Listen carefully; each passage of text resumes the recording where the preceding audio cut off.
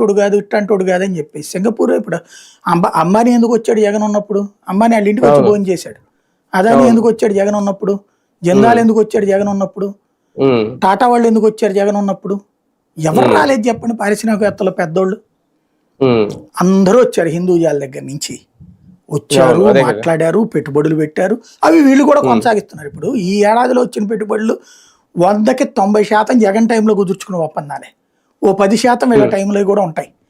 90% అప్పటికి కంటిన్యూ చేశారు వీళ్ళు అంతే.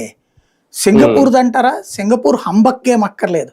సింగపూర్లో కంపెనీలు ఏమి అక్కడేమి ఇండస్ట్రీస్ పెట్టు కూర్చోరు. సింగపూర్ అనేది ఒక బ్రోకర్ కంట్రీ.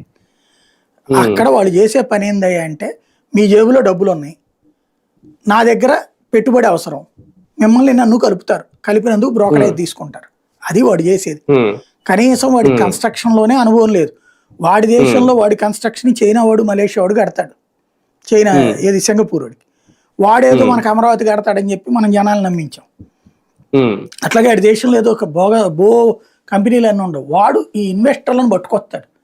వాడు ఎందుకు రానన్నాడంటే, ఇప్పుడు ఆ ఈశ్వరన్ అరెస్ట్ అయ్యి జైలుకి పోలేదా? ఇండియాలో వాటికే కదా ఇష్యూ అయింది. రెండవది ఇక్కడ అప్పుడేంది, ఒక విచిత్రమైనటువంటిది 1500-1600 ఎకరాలు వాళ్ళకి ఇచ్చేసేసి వాళ్ళు దాన్ని డెవలప్ చేసుకుంటే దానికి అయ్యే పెట్టుబడి అంతా రాష్ట్ర ప్రభుత్వం పెట్టుద్దట.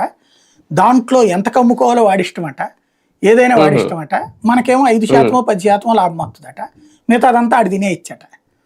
దాని మీద ఏదన్నా క్యాన్సిల్ చేసుకున్నట్టయితే 100 కోట్ల రూపాయలు అడిగి పెనాల్టీ ఇవ్వాలట.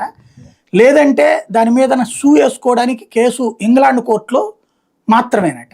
మన దేశపు రాజ్యాంగం ఏమైపోయింది, మన దేశపు సార్వభౌమాధికారం ఏమైపోయింది.